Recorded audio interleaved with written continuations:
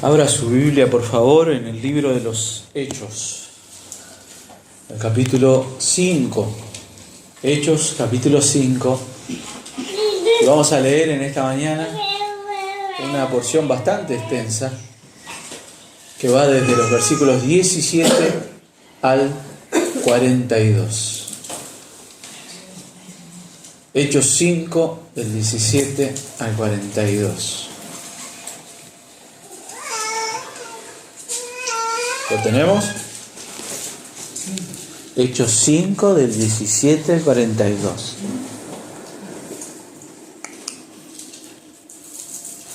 Muy bien, dice la palabra del Señor.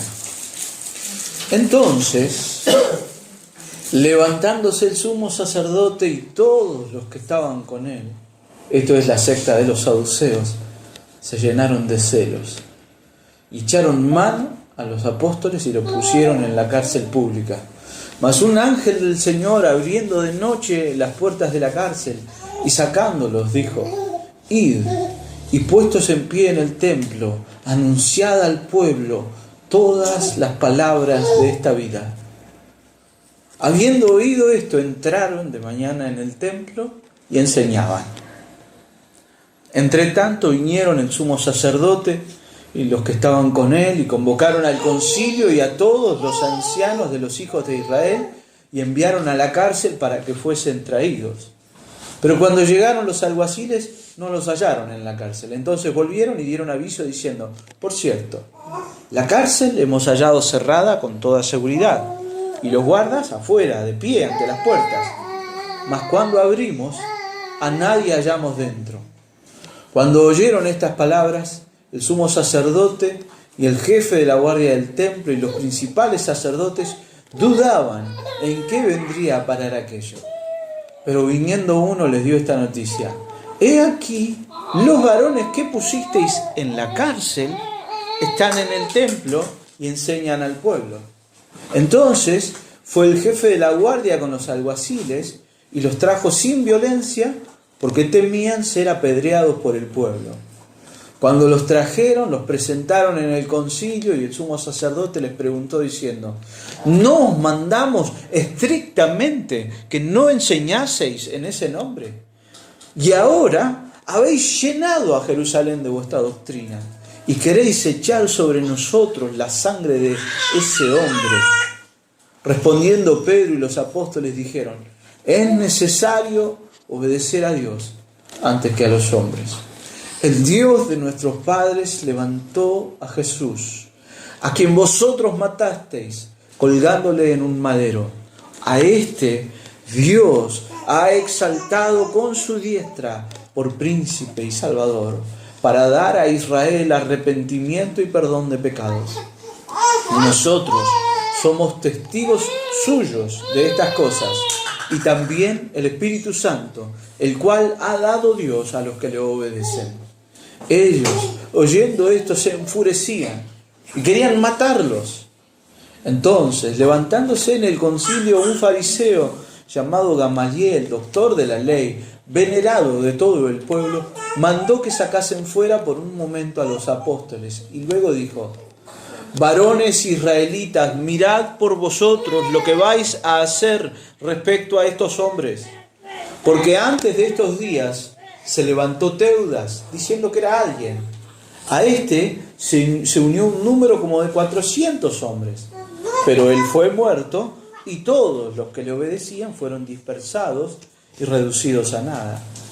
Después de este, se levantó Judas el Galileo en los días del censo, y llevó en pos de sí a mucho pueblo. Pereció también él, y todos los que le obedecían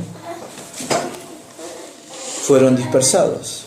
Y ahora os digo: apartaos de estos hombres y dejadlos, porque si este consejo o esta obra es de los hombres, se desvanecerá. Mas si es de Dios, no la podréis destruir. No seáis tal vez hallados luchando contra Dios. Y convinieron con él, y llamando a los apóstoles, después de azotarlos, les intimaron que no hablasen en el nombre de Jesús, y los pusieron en libertad. Y ellos salieron de la presencia del concilio, gozosos de haber sido tenidos por dignos de padecer afrenta por causa del nombre. Y todos los días, en el templo y por las casas, no cesaban de enseñar y predicar a Jesucristo. Amén. El título del sermón del día de hoy es, sencillamente, que el Espíritu Santo de Dios nos impulsa a los creyentes a proclamar el Evangelio de Jesucristo.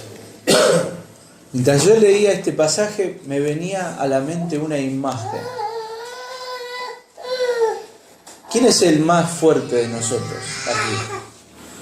Creo que alguna vez hice la misma pregunta. Bueno, tenemos dos candidatos de personas fuertes, ¿no? ¿Qué pensarían ustedes si ellos, más allá de la fuerza que tengan, Martín, vamos a suponer, muy fuerte Martín, debe ser, digo yo. ¿Qué pensarían ustedes si él quisiera ir a la vía cuando viene un tren, pararse delante del tren y pararlo? Que es una necedad lo que él quiere hacer. Bueno, los saduceos están parados delante de un tren.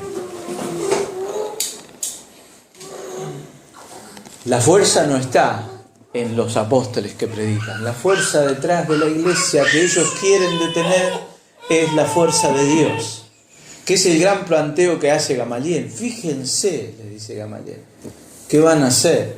Porque ustedes se están oponiendo a esto, no sea cosa que se estén oponiendo a Dios. Si viene una bici de frente, la parás. Si viene un tren de frente, no hay forma.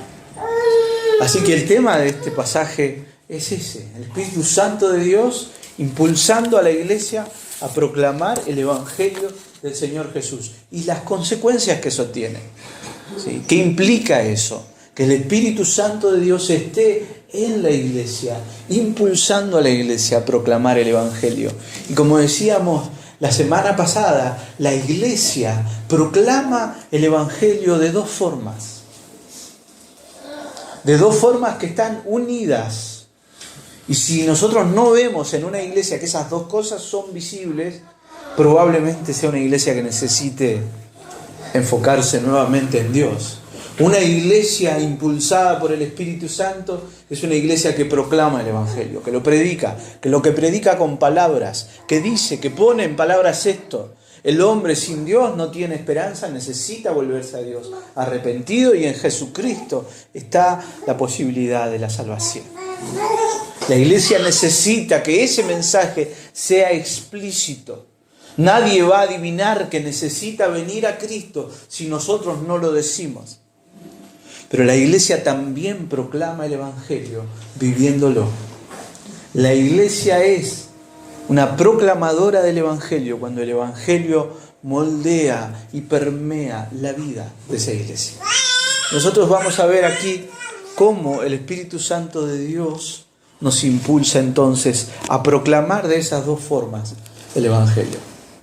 Miren, no voy a ir leyendo nuevamente los versículos porque es un pasaje muy extenso y se nos haría muy largo. Pero la primera parte de este pasaje va desde el versículo 17 hasta el 21. Y aquí quiero que veamos varias cosas. Bueno, primero, ¿qué nos muestra este pasaje? Que cuando el Espíritu Santo de Dios nos impulsa a nosotros a proclamar el Evangelio de Jesucristo, podemos hacer eso sin temor de los hombres y con el deseo de obedecer a Dios por amor. Si hay algo que el Evangelio cambia en nosotros, es que nosotros ya no actuamos movidos por miedo a, sino por amor a. El Evangelio cambia al hombre en lo profundo. La religión te hace vivir por temor. Entonces vos te portás bien o vivís una vida más o menos ordenada porque le tenés miedo a ciertas cosas. Le tenés miedo al infierno, le tenés miedo a lo que los demás puedan decir de vos, a lo que los otros puedan pensar de vos, le tenés miedo a las críticas. Entonces vos vivís y moldeás tus actitudes basados basado en eso, aquello a lo cual le tengo miedo. Ahora, el temor de Dios es un temor distinto, es un temor que nace del amor. La iglesia, los creyentes, actuamos y vivimos y obedecemos a Dios, y ahí está el quid de la cuestión, porque lo amamos, y eso lo cambia todo. Cuando es el amor el que nos impulsa, el amor hace que nosotros no experimentemos temor. Fíjense, ¿qué vemos nosotros ahí en ese pedacito inicial? Primero, la actitud de los saduceos. Dice el pasaje, entonces ¿qué? Ese entonces tiene que ver con lo anterior. ¿Qué pasaba anteriormente? ¿Se acuerdan? La semana pasada leímos cómo el Espíritu Santo respaldaba el mensaje de los apóstoles con señales, prodigios y maravillas, y la gente se convertía. Los saduceos habían llevado a Pedro y a Juan ante el concilio, les habían dicho, no los queremos escuchar hablar más de Jesús, córtenla con Jesús. Y entonces Juan y Pedro dijeron, sí, está bien. No, ¿qué dijeron ellos? Que va a aparecer de vuelta, Pedro lo va a decir de vuelta acá. Nosotros no podemos obedecer a los hombres, nosotros obedecemos a Dios. Y salieron de ahí y siguieron anunciando el Evangelio. Y como lo que ellos predicaban no era de ellos, sino que era del Espíritu Santo de Dios, el Espíritu Santo respaldaba su autoridad haciendo prodigios y maravillas. Y el número de los creyentes crecía, tanto de hombres como de mujeres, dice la palabra. Y entonces cuando los saduceos ven que la iglesia crece, ellos dicen, no nos podemos quedar así, algo tenemos que hacer. Y fíjense, una cosa que me llama a mí la atención. Primero mandan a meter preso a alguien, a los apóstoles. Y después se reúnen para ver cómo los acusan, o de qué. ¿Se entiende? Es como si yo te tengo bronca y te meto preso a vos y después veo de qué te acuso. Pero primero te meto preso. Así que primero, dice, entonces se levantaron. Se levantaron, no es que estaban sentados, sino que se dispusieron, tomaron acción. ¿Y qué quisieron hacer?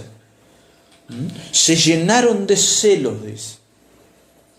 El celo, ¿es algo bueno?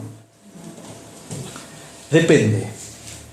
Jesús dijo, el celo de tu casa me consume. Jesús tuvo celo. Jesús, la palabra celo quiere decir preocupación por algo o considerar algo importante. ¿Sí? Entonces, nosotros usamos la palabra celo en el contexto de una relación, ¿no es cierto? Yo soy celoso. Ahora, la palabra celoso puede tener dos significados, uno bueno y uno malo.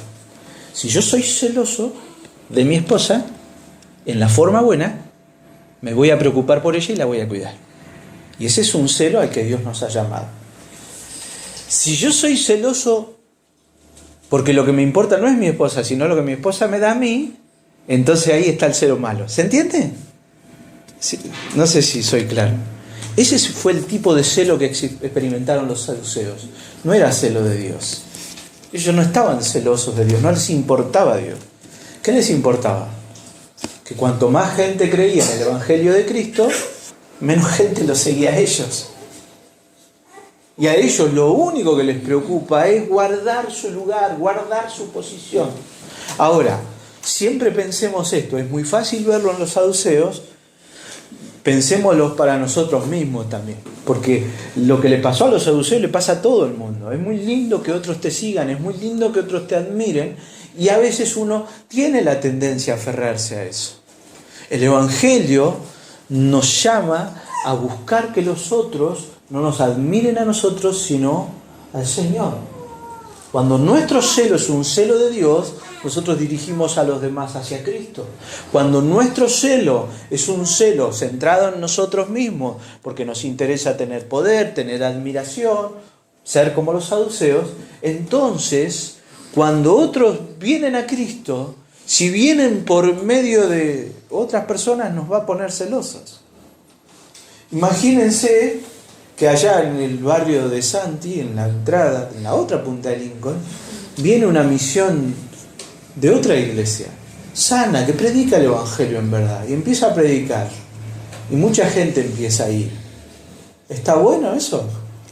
Si predican el Evangelio es precioso, pero si nuestro celo es por ver crecer esto acá, nos va a hacer sentir mal. Ahora, si nuestro celo es un celo por Dios, nos va a poner contentos, que siempre y cuando sea el Evangelio lo que se predica y se anuncia y la gente sea guiada a Cristo, eso es de bendición. Bien, así que todos los saduceos se llenaron de celo. ¿Y qué hicieron? Echaron mano a los apóstoles y los pusieron en la cárcel pública. Por lo que dice aquí, el primer arresto que nosotros vimos en el capítulo 3 y 4 fue de quién. ¿A quiénes arrestaron? A Pedro y a Juan. Acá agarran a todos los apóstoles ya, y los encierran y los ponen en una cárcel a espera de juicio. Todavía no los acusaron de nada, todavía no les dijeron por qué los meten presos, pero los meten presos. ¿Para qué? ¿Qué quieren los saduceos? Frenar el tren. Ellos quieren frenar el tren. Pero, dice la palabra del Señor, más, ese más que aparece ahí es pero, ¿no? El más sin acento siempre es un pero. Aunque ellos quisieron hacer eso y los metieron presos, un ángel del Señor, abriendo de noche las puertas de la cárcel y sacándolos, dijo: id y puestos en pie en el templo, anunciad al pueblo todas las palabras de esta vida. El ángel les dice a ellos: miren, ustedes están presos, yo los libero. ¿Para qué? Para que ustedes vayan y sigan anunciando el Evangelio. Puestos de pie en el templo, que todo el mundo los vea. No tengan miedo, yo los mando. No tengan miedo. Y ellos, puestos en pie en el templo, le dicen: anuncien al pueblo todas las palabras de esta vida. ¿Qué son todas las palabras de esta vida? El Evangelio. 3 grupos de personas nosotros vamos a ver a lo largo de este pasaje. Los saduceos, que se oponen. Los discípulos, que proclaman el Evangelio. Y un tercer grupo, que este pasaje denomina el pueblo. El pueblo son aquellos que son receptores del Evangelio, aquellos a quienes se les predica el Evangelio. ¿Se entiende? Y esa es la preocupación de Dios. Dios quiere que el Evangelio sea predicado. Y entonces el ángel viene, los libera y les dice: vayan al templo. ¿Cuándo los habían metido en la cárcel? Un día, ¿no? Y esa noche el ángel los libera. ¿Cuándo van a ellos a predicar? De mañana. Al otro día, no esperaron, dice: habiendo oído esto, entraron de mañana en el templo y enseñaban. A la tarde los mandaron a meter presos, se hizo de noche, vino un ángel, los liberó. Al otro día, a la mañana temprano, ahí estaban, predicando el Evangelio. Cuando el Espíritu Santo de Dios nos impulsa a nosotros a proclamar el Evangelio de Jesucristo, lo podemos hacer sin temor. Sin temor. Y obedeciendo. Fíjense, a mí me llama la atención, los discípulos acá, los apóstoles, obedecen a lo que el ángel del Señor les dice. Este es un ángel común. Sí, un ángel común. La Biblia a veces habla de ángeles, que son seres que el Señor envía, servidores del Señor, y a veces habla del ángel de Jehová, en el Antiguo Testamento. Cuando la Biblia dice el ángel de Jehová, es el mismo Cristo, preencarnado. Ahora acá este es un ángel que el Señor envió, y ese ángel los liberó y les dijo: vayan y sigan anunciando el Evangelio. ¿Qué les importó a los apóstoles? ¿El haber estado presos o el mandato del Señor a través del ángel? El mandato del Señor a través del ángel. El objetivo de los saduceos es silenciar a los creyentes e impedir que el Evangelio se siga propagando. Pero la obra de proclamación del Evangelio es una obra de Dios. Nada ni nadie puede detenerla. Nosotros podemos confiar en que es Dios mismo el que arbitra los medios para que su palabra sea anunciada.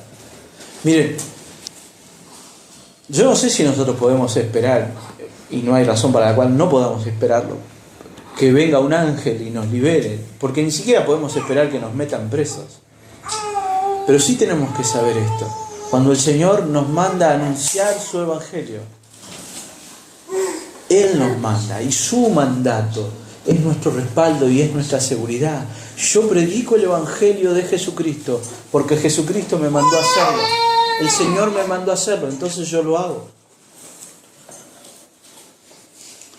Y fíjense, cuando el Espíritu Santo de Dios nos impulsa a proclamar el Evangelio de Jesucristo, nosotros obedecemos por amor al Señor, no tememos, y no tememos ni siquiera a las astucias del enemigo. Quiero que sigamos leyendo. Dice, entre tanto, o sea, mientras los discípulos estaban ahí predicando, vinieron al sumo sacerdote y los que estaban con él y convocaron al concilio. Ahí convocan al concilio. Dicen, bueno, ya tenemos a los apóstoles presos, vengan todos, vamos a juzgarlos. Convocaron al concilio y a todos los ancianos de los hijos de Israel y enviaron a la cárcel para que fuesen traídos. ¿Para que fuesen traídos quiénes? Los apóstoles. Hicieron la gran reunión y dijeron, bueno, tráiganlo que los vamos a juzgar. ¿Pero qué? ¿Cuál iba a ser el problema? No estaban ahí. Cuando llegaron los alguaciles, no los hallaron en la cárcel. Entonces volvieron y dieron aviso diciendo, por cierto, fíjense, este pedacito tiene mucha ironía. Hay humor acá. Humor del primer siglo y del estilo de Lucas. Pero Lucas escribe esto casi como riéndose, diciendo, fíjense qué chasco se llevaron los que quisieron parar el tren. Y entonces los alguaciles dicen, miren, hemos hallado la cárcel cerrada con toda seguridad y los guardas de pie ante las puertas, pero cuando abrimos no había nadie adentro. Y entonces, cuando oyeron estas palabras, dice, el sumo sacerdote y el jefe de la guardia del templo y los principales sacerdotes dudaban en qué vendría a parar aquello. A pesar de las intenciones de esta gente de detener la obra del Evangelio, Dios los confunde y confunde sus planes. Ustedes miran el Antiguo Testamento, muchas veces Dios hace que las estrategias que quieran usar sus enemigos sean desbaratadas. Dios siembra confusión entre ellos. Permítanme hacer aquí un paréntesis. Nosotros tenemos que recordar que este libro, el libro de los Hechos, es un libro que nos muestra cómo la iglesia cumple con la misión de Dios y cómo no hay nadie que la pueda detener. Ahora, en ese propósito, en lo que Dios está haciendo, ¿quiénes son parte? ¿Quiénes tienen algún rol con respecto a que la palabra de Dios sea dispersada? Piensa un segundo. ¿Quiénes? Primeramente la iglesia. La iglesia tiene un rol preponderante. Nosotros hemos recibido el tesoro del Evangelio, nosotros lo transmitimos. Pero aquellos que se oponen al Evangelio, sin que ellos quieran, sin que ellos sepan, también son sujetos de la soberanía de Dios y también están cumpliendo con el propósito de Dios. Si ustedes recuerdan, seguramente recuerdan, la palabra de Dios nos muestra esto en la historia de Moisés y el faraón, cuando nos dice que Dios endureció el corazón de Faraón. Dios estaba queriendo liberar a su pueblo. Y para hacerlo, Dios levantó a un hombre que fue Moisés, que trajo su mensaje. Pero también Dios endureció a otro hombre, y ese hombre fue Faraón. Los saduceos acá quieren impedir que la voluntad de Dios sea cumplida, que el Evangelio sea proclamado, pero ellos también están cumpliendo un rol en la historia de Dios. Su rol es triste, su rol es lamentable, su rol los condena, pero están cumpliendo un rol, porque la palabra de Dios y el propósito de Dios se va a cumplir indefectiblemente. Este Sanedrín son los mismos que ya detuvieron a Pedro y a Juan, que los amenazaron y que ahora están dispuestos a hacer un nuevo intento para detener la obra de Dios. Pero ¿qué hace Dios con ellos? Los confunde. Y ellos se preguntan, ¿dónde están los apóstoles? Si la cárcel estaba cerrada, si los guardias estaban en la puerta, ¿qué pasó? ¿Cómo fue que estos que nosotros apresamos están ahora libres? Mientras yo pensaba y miraba la actitud de estos saduceos, yo pensaba, ¿no? Cómo lo sucedido, todo esto que ellos ven, ellos han visto cómo un cojo se levantaba, ellos han visto cómo Dios libraba de sus manos a aquellos a quienes querían detener. Y la lógica a nosotros nos indicarían, bueno, esta gente tendría que darse cuenta, esto es de Dios, no podemos seguir porfiando contra Dios, tenemos que volvernos. ¿No será que es cierto lo que estos hombres dicen? Pero no pueden, están ciegos, porque el Evangelio hace eso. El Evangelio rompe la dureza de aquellos llamados a ser parte del pueblo de Dios, los hace volverse a Él y los transforma. Pero aquellos que se oponen al Evangelio, lo único que van a ver es un corazón cada vez más endurecido. ¿Qué hay aquí? ¿Qué mueve a estos saduceos? Siempre me gusta pensar en las motivaciones. ¿Qué hace la gente? ¿Por qué lo hace? ¿Por qué los saduceos quieren frenar el Evangelio? Precisamente por lo que decíamos antes, el celo. Su celo no es un celo por Dios. Su celo es un celo por posiciones, por dinero, por privilegios, por prestigio. Eso es lo que ellos quieren lograr.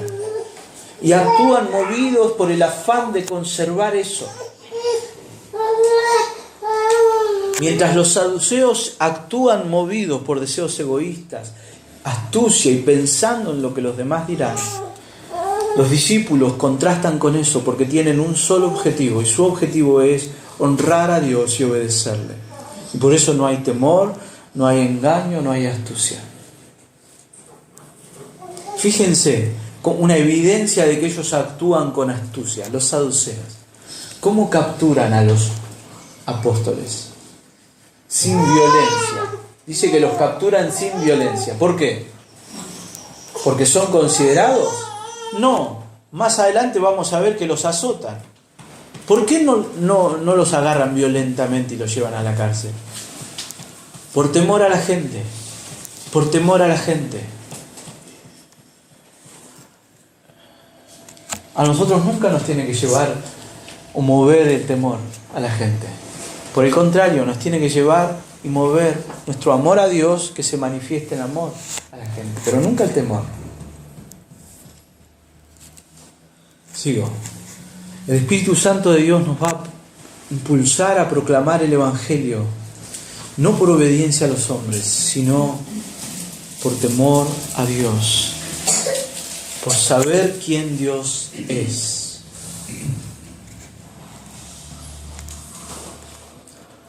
Dice, cuando los trajeron, los presentaron en el concilio, y el sumo sacerdote les preguntó diciendo, ¿no os mandamos estrictamente que no enseñaseis en ese nombre? ¿Se acuerdan? Ellos les mandaron, les dijeron, no enseñen más acerca de esto. Ellos llaman la atención a lo que había sucedido unas páginas antes. Pero fíjense lo que dice. El Sanedrín había amenazado a Juan y Pedro, les había mandado no predicar, pero ellos siguieron haciéndolo. Y miren cómo describen, me encanta la forma en la que los saduceos se refieren a lo que los apóstoles hicieron. ¿Qué hicieron los apóstoles? Y ahora habéis llenado a Jerusalén de vuestra doctrina. Un versículo clave en el libro de los Hechos es Hechos 1:8. Recibiréis poder, me seréis testigos. Esos dos elementos van a aparecer todo el tiempo. El poder de Dios y ellos dando testimonio del poder de Dios y del Evangelio. Nosotros les mandamos que no hablaran más, les pegamos para que no hablen más. Y ustedes, en vez de hacernos casos a nosotros, han llenado la ciudad con lo que ustedes enseñan. Y encima nos acusan a nosotros de haber matado a Cristo. ¿Se acuerdan? Pedro en su primer sermón les dijo eso. Ustedes rechazaron a Dios, ustedes crucificaron a Cristo. Y a ese Cristo al que ustedes crucificaron, Dios lo resucitó. Es llamativo. Los saduceos dicen, basta, nos tienen cansados, déjennos de acusar de que nosotros matamos a Jesús. Son los mismos que cuando Pilato le pregunta y les dice, ¿qué hacemos con este? Crucificalo. Sí, pero yo no tengo nada que ver, yo me lavo las manos. No importa, sea sobre nosotros su sangre, dijeron ellos. Nosotros nos hacemos cargo. ¿Y ahora qué dicen? Nosotros no tenemos nada que ver, están negando su responsabilidad. El mensaje del Evangelio es para los saduceos una acusación, porque la sangre de Jesús está realmente sobre aquellos que rechazan el mensaje. La respuesta de Pedro es similar a la que ya les dio alguna vez. Él les dice, Pedro responde a esto: es necesario obedecer a Dios antes que a los hombres. Ahí nosotros tenemos una razón para proclamar el Evangelio del Señor, porque nosotros necesitamos obedecer a Dios antes que a los hombres. Pero Pedro amplía su respuesta. Lo que le dijo la primera ocasión ahora es ampliado, y él dice: el Dios de nuestros padres levantó a Jesús, a quien vosotros mataste colgándolo en un madero. A Jesús, Dios ha exaltado con su diestra por príncipe y salvador, para dar a Israel arrepentimiento y perdón de pecados. Y nosotros somos testigos suyos de estas cosas, y también el Espíritu Santo, el cual ha dado Dios a los que le obedecen. Pedro agrega aquí, o nos da, 3 razones para que nosotros obedezcamos al Señor mediante la proclamación del Evangelio. La primera: Dios, el Dios de Abraham, de Isaac y Jacob, resucitó a Jesús. El que ellos mataron, Dios lo resucitó. El que ellos rechazaron, Dios lo vindicó. Nosotros predicamos el Evangelio, porque el Evangelio no se trata acerca de nosotros mismos. Se trata acerca de ¿quién? Acerca de Cristo, quien murió, pero no solo murió, sino que resucitó. El Evangelio que nosotros anunciamos es un Evangelio de vida, es un Evangelio de poder. De poder, porque tiene el poder de dar vida a aquellos que están muertos. Tiene el poder de convertir en amigos de Dios a aquellos que son rebeldes y enemigos y contrarios a Dios. El Evangelio que nosotros anunciamos es un Evangelio que no es una cuestión puramente abstracta. No son palabras bonitas. El Evangelio tiene el poder de transformar las vidas, y nosotros por eso lo anunciamos. Segundo, ¿por quién es Jesús? Aquí dice que Jesús es el príncipe y el salvador. Él tiene el poder de llamarnos a Él y de darnos el arrepentimiento que trae perdón de pecados. Que Jesús haya venido a esta tierra a anunciar su reino nos da a los hombres la oportunidad de arrepentirnos de nuestro pecado, venir delante de Dios, aceptar el sacrificio de su Hijo Jesús y ser convertidos en hijos de Dios. Si Jesús no hubiera venido a esta tierra, no tendríamos tal posibilidad. Seríamos irremediablemente aún enemigos de Dios, rebeldes, perdidos. Cristo es el único que puede tratar de manera eficaz con el pecado del hombre, porque Él mismo vivió en este mundo sin pecar y al morir cargó todo nuestro pecado. La tercera razón por la que obedecemos al Señor al proclamar el Evangelio es que Pedro dice que Él no puede dejar de anunciar aquello que Él mismo ha atestiguado. Pedro ha visto el poder de Dios. Pedro ha visto al Cristo crucificado y lo ha visto resucitado. Lo que Él ha visto, lo que Él ha experimentado es demasiado grande para quedarse callado. Después vamos a tener nuestro estudio sobre el bautismo, y el tema de hoy es compartir nuestro testimonio personal. Nuestro testimonio no es el Evangelio, pero lo que Dios hizo en nosotros es una razón para que nosotros anunciemos el Evangelio. Si Dios nos miró a nosotros rebeldes y perdidos, si Dios perdonó la abundancia de nuestros pecados, si Dios nos transformó y nos amó, a nosotros que no lo merecíamos, ¿cómo no vamos a creer que Dios puede hacer eso mismo en otros? ¿Y cómo no vamos a creer que ese mensaje que transformó de esa forma nuestras vidas no es digno de ser proclamado?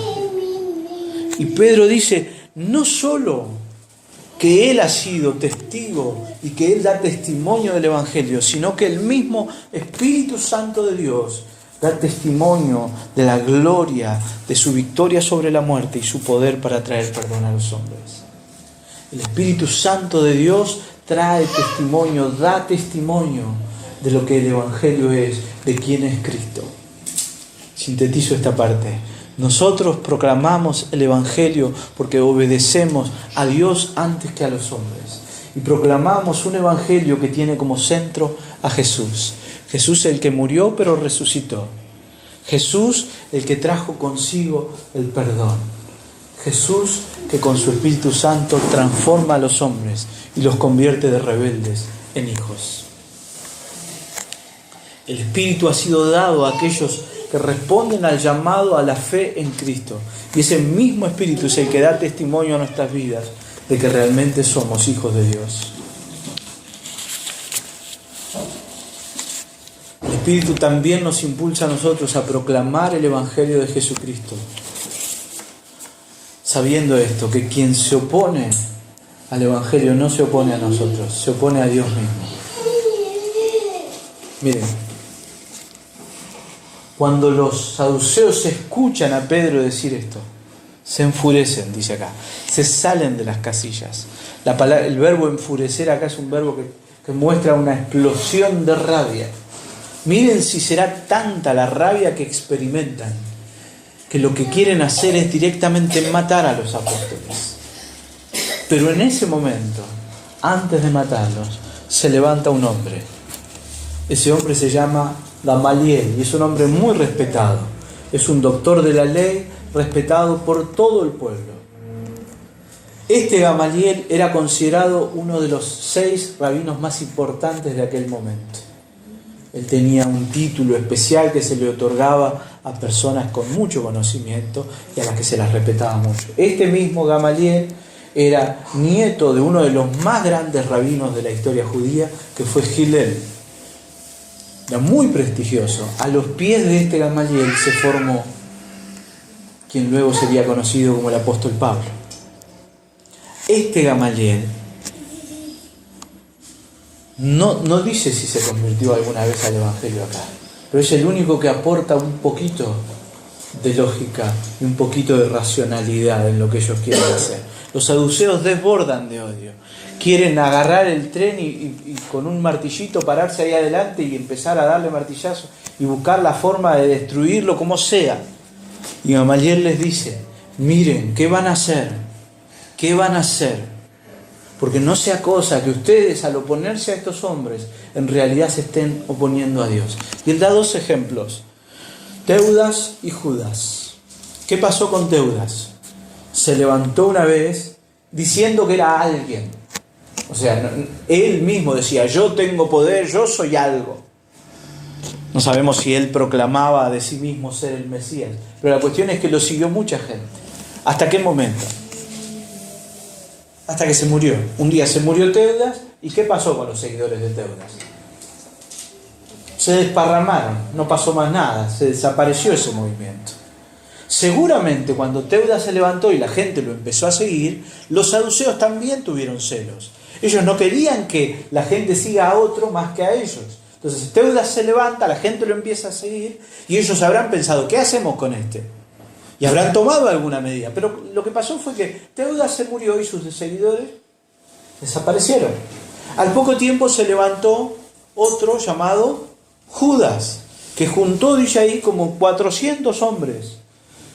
El Galileo en los días del censo llevó en pos de sí mucho pueblo. No, Teudas era el que juntó 400 hombres. ¿Qué le pasó a Judas? Se murió también. ¿Y qué pasó con el mucho pueblo que lo seguía? Fueron dispersados. Gamaliel les dice, fíjense lo que pasó con Teudas. Un montón de gente lo seguía. Se murió, ya está, se terminó. Fíjense con Judas, ¿qué pasó?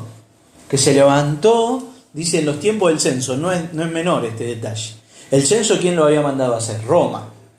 A los judíos les molestaba todo lo que fuera orden de Roma. Judas se levanta.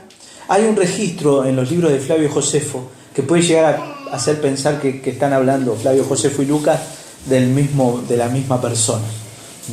Este Judas del que habla Flavio Josefo llamaba a la gente a rebelarse contra los romanos. Pero bueno, en el tiempo del censo, o sea, cuando los romanos nos mandan a hacer a ellos algo que no les gusta, se levanta este tipo y lo sigue mucha gente. ¿Qué le pasa a Judas? Se muere y se dispersa. Bueno, ¿qué pasó con Jesús? ¿Lo siguió mucha gente? Sí. ¿Se murió? Sí. ¿Y entonces sus discípulos fueron dispersados? Al principio sí. La palabra dice que cuando el Señor fue arrestado y fue muerto, los discípulos al principio estaban un poco confusos. ¿Hasta qué pasó qué? Hasta que el Señor resucitó y se apareció a ellos y les dijo: no están solos, yo voy a estar con ustedes. Y esto sigue. Esto no termina acá. Yo les voy a mandar otro consolador. Y el libro de los Hechos es precisamente eso. Y algo que Gamaliel tiene que estar observando es que Jesús se murió, pero sus discípulos, en vez de ser dispersados, en vez de menguar, ¿qué está pasando con ellos? Cada vez son más, cada vez son más. Pedro agarra y predica un sermón cuando recibe el Espíritu Santo y se convierten miles de personas. Se sana un cojo, Pedro predica y se convierten miles de personas. Y la iglesia crece todos los días el número de hombres y de mujeres. Y el movimiento de los cristianos no desaparece. ¿Es esto una evidencia de que es un movimiento de Dios? No necesariamente en realidad. Porque hay muchas religiones y hay muchos movimientos que han persistido en el tiempo. Pero finalmente, llegará un día en que el pueblo de Dios sea solo aquellos a quienes Dios ha llamado. Un día esto que está diciendo Gamaliel va a ser cierto. Por eso Jesús dice: el que persevere hasta el fin, este será salvo. Cualquier organización humana puede trascender en el tiempo, pero cualquier organización humana puede desaparecer. ¿Por qué la iglesia no va a desaparecer? Porque no es una organización humana. La iglesia es el pueblo del Dios Santo sobre el cual Dios ha derramado su Espíritu. Entonces no importan las maquinaciones, no importa lo que quieran hacer los saduceos. El que se da cuenta de eso es Gamaliel. Déjenlos, dice Gamaliel. Déjenlos. Y los saduceos con sus ganas de matar a los apóstoles. Gamaliel diciendo: vamos a ver qué pasa. Son también instrumentos de Dios en la proclamación del Evangelio.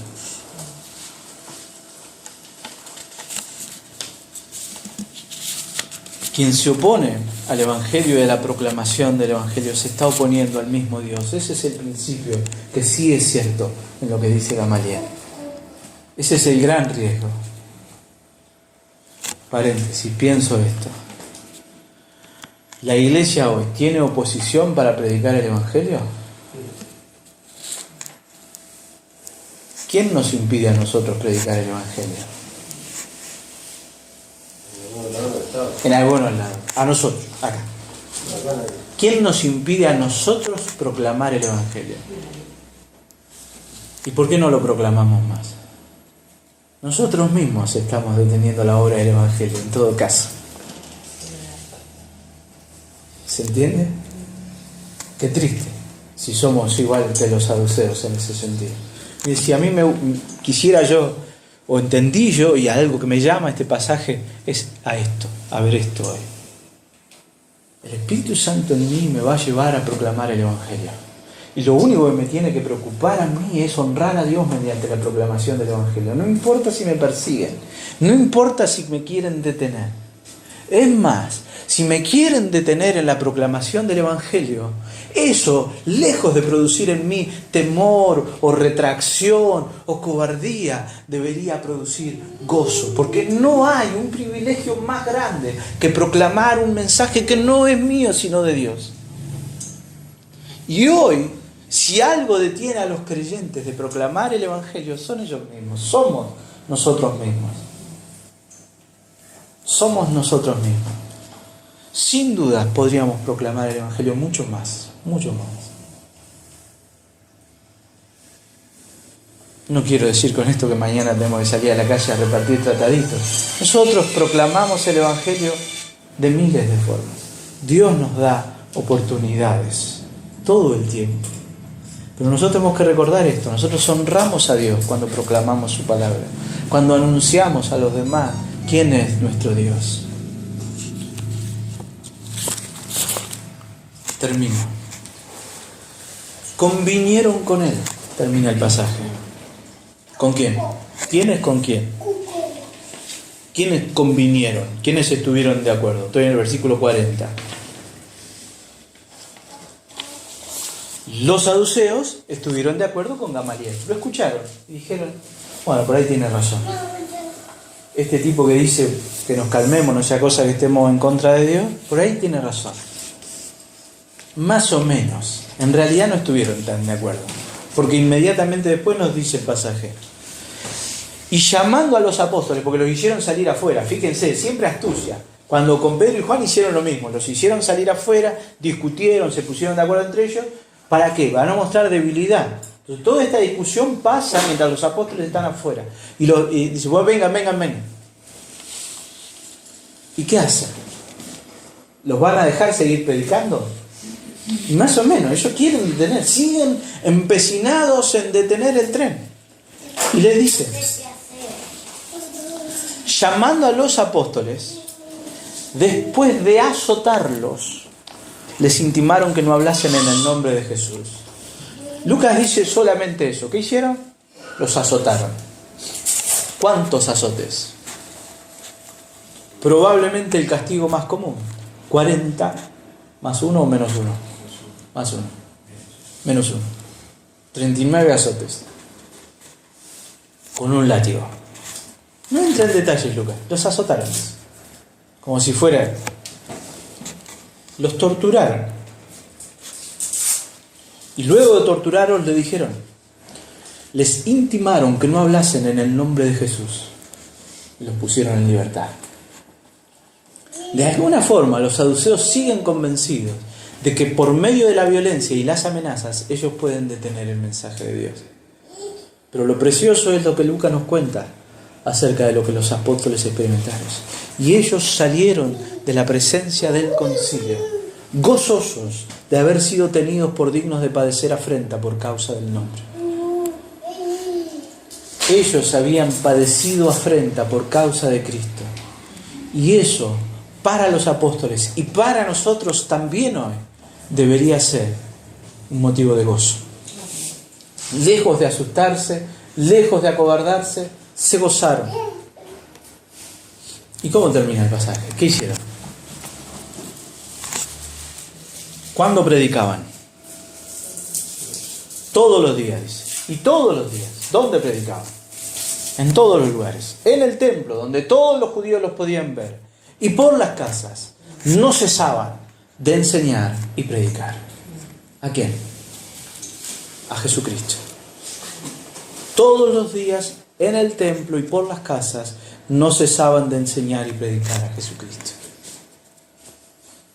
Con la metáfora del tren. El tren no puede ser detenido. El tren sigue y sigue y sigue.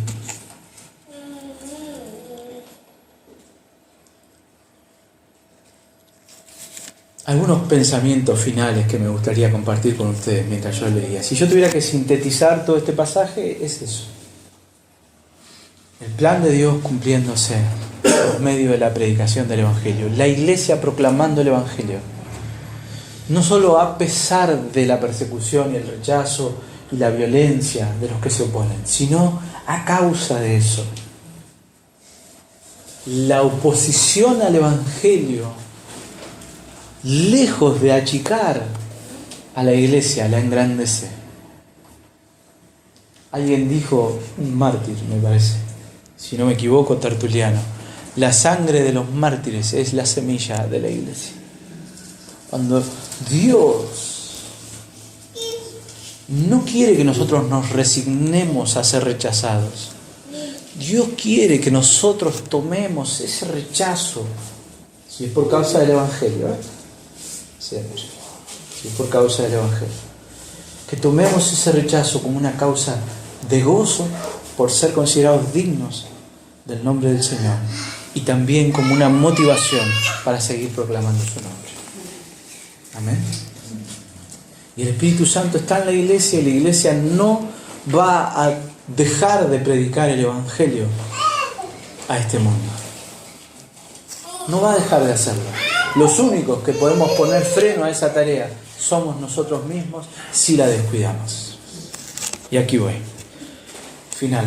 ¿Por qué nosotros anunciamos a Cristo y por qué no podemos dejar de proclamar el Evangelio? Al igual que Pedro, nosotros hemos sido testigos del poder de Cristo. No ha transformado Dios nuestras vidas. Si Dios no ha transformado mi vida, no he conocido el Evangelio, no he creído en el Evangelio. Si Dios ha transformado mi vida como el Evangelio lo hace, ¿cómo podría yo permanecer callado? ¿Por qué nosotros anunciamos el Evangelio? Porque no hay otra esperanza para los hombres. No hay otra cosa que le podamos dar. No es que la gente elige y bueno, si no viene a esta iglesia, irá a otra, o irá a un templo, un banda, o a hacer yoga, o a todo da lo mismo. La palabra de Dios nos dice que la única forma en la que el hombre puede ser reconciliado con Dios es por medio del Evangelio de Jesucristo. Solo la fe puesta en Jesucristo permite al hombre tener una relación de amor con Dios. Y todo hombre que no tiene una relación de amor con Dios por medio de Jesucristo es un enemigo de Dios. No importa lo bien que se comporta, no importa si es muy amable con los demás. Aquel que no tiene una relación con Dios por medio de Jesucristo es un enemigo de Dios. No hay otras alternativas para la humanidad.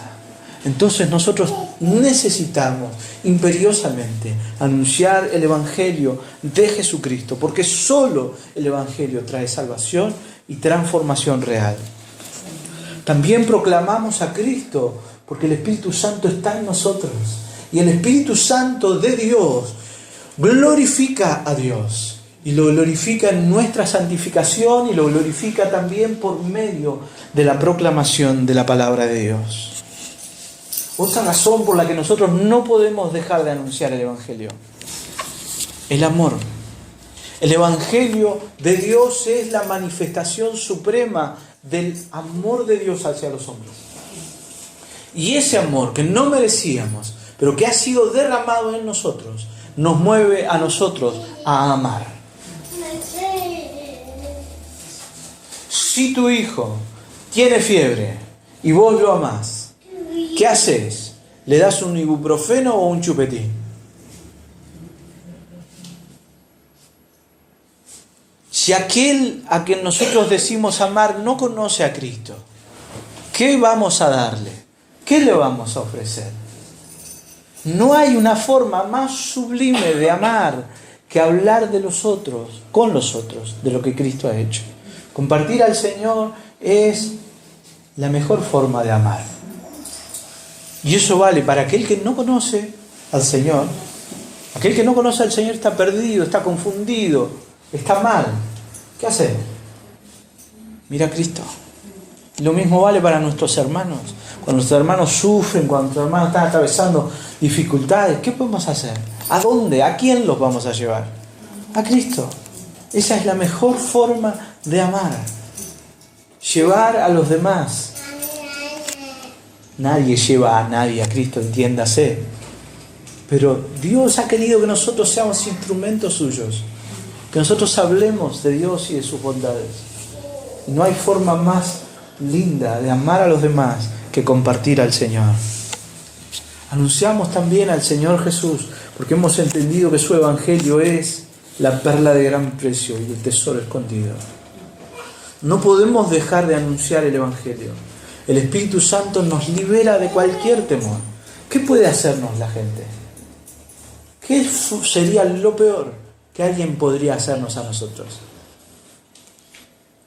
Matarnos. No es una realidad nuestra, de nuestros días. Pero supongamos, ¿qué es lo peor que nos podrían hacer? Matarnos. Pero nuestra vida está escondida con Cristo, en Dios. Él es nuestra vida. Todo vale la pena. Nosotros no podemos dejar de anunciar el Evangelio de nuestro Señor. No podemos. La iglesia no puede dejar de anunciar a Cristo. Porque el mundo necesita el Evangelio. Porque para eso hemos sido llamados. Y porque el Espíritu Santo de Dios es el que nos impulsa. Amén. Oremos.